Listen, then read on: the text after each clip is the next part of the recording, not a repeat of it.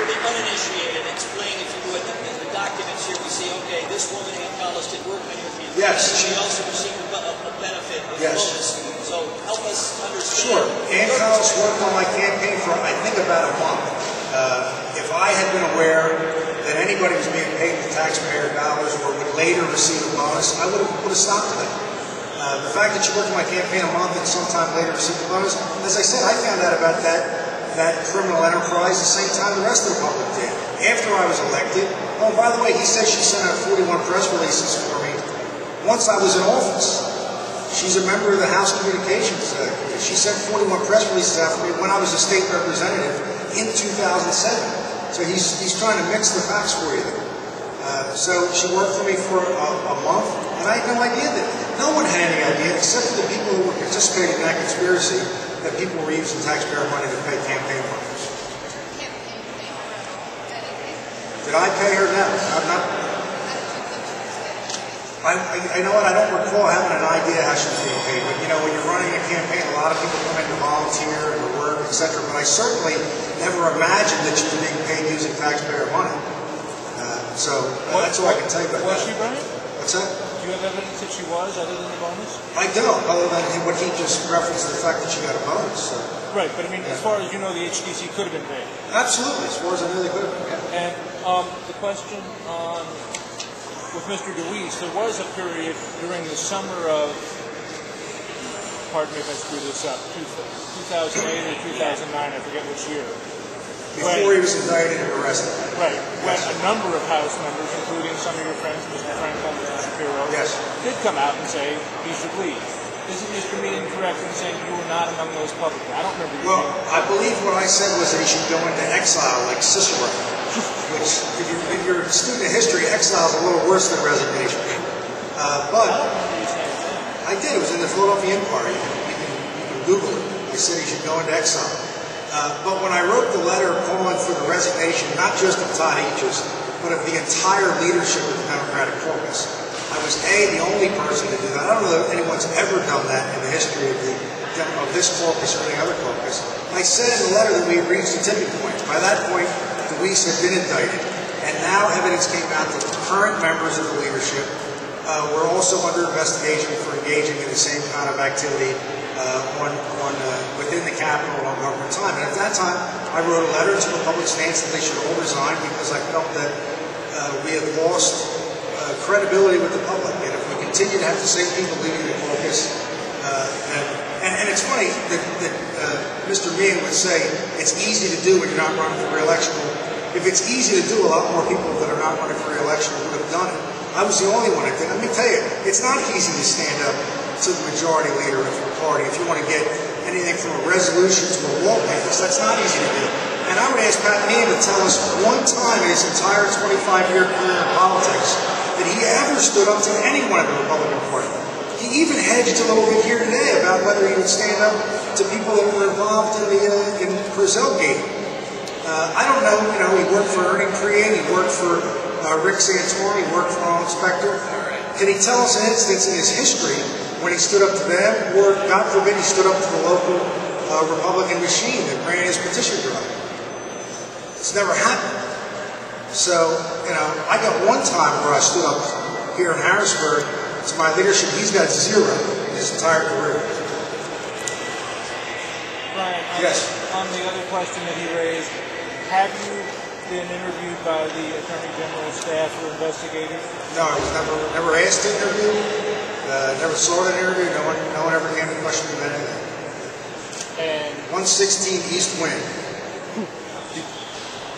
But you were never contacted by them? I'm not sure what you're saying is the Attorney General's office has never contacted you in any way, shape, or form for information related to bonus payment? No, never. Never happened.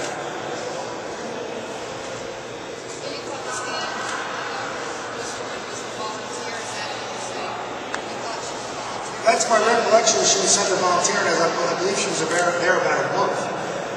What was a several-month campaign. So that's my recollection. But I don't remember being particularly focused on whether she was being compensated by the House Democratic Campaign Committee or a volunteer. But I certainly was not aware that anyone, whether it was my campaign or elsewhere, was being compensated with taxpayer dollars. I think she was there about a month. So she did what people do on campaigns, you know, help knock on doors and help with the variety of things you do on campaigns. How big is a campaign representing the State House campaign? How many I think we had at one point maybe 5 people who were in there every day. I guess, you know, but as you get more and more volunteers on, there were a lot more. But you know, you guys are familiar with this investigation. We know the extent and degree with which some campaigns were inbred with government employees. This is not the case. I mean, as I said, this is nonsense. Oh, and Brian? Yes. There was some talk about the HDCC. You did have a lot of dealings with the HDCC that fall. Yes. Can you talk about who you dealt with? Because did you talk to Meehan very often?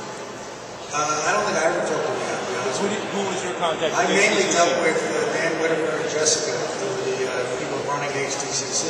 And I was one of the top rated races in the state. You guys remember? But didn't you mostly deal with Mike and Josh? With who? I also dealt with, as far as elected officials, Josh Shapiro and Mike Irvin. Yeah.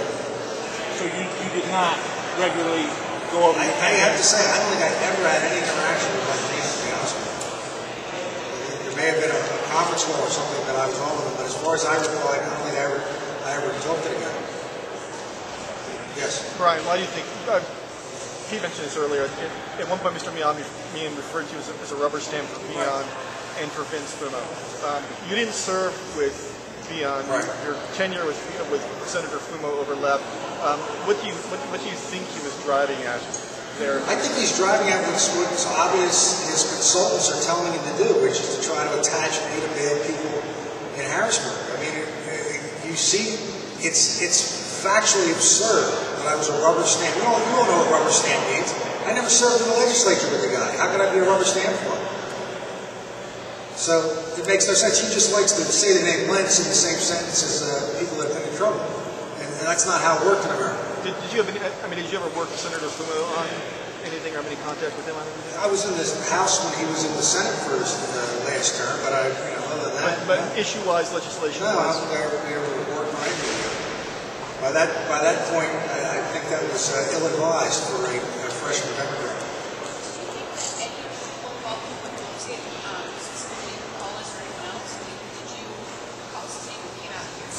Right.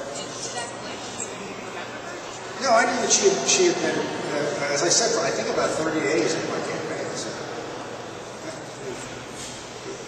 But you didn't worry about it because what?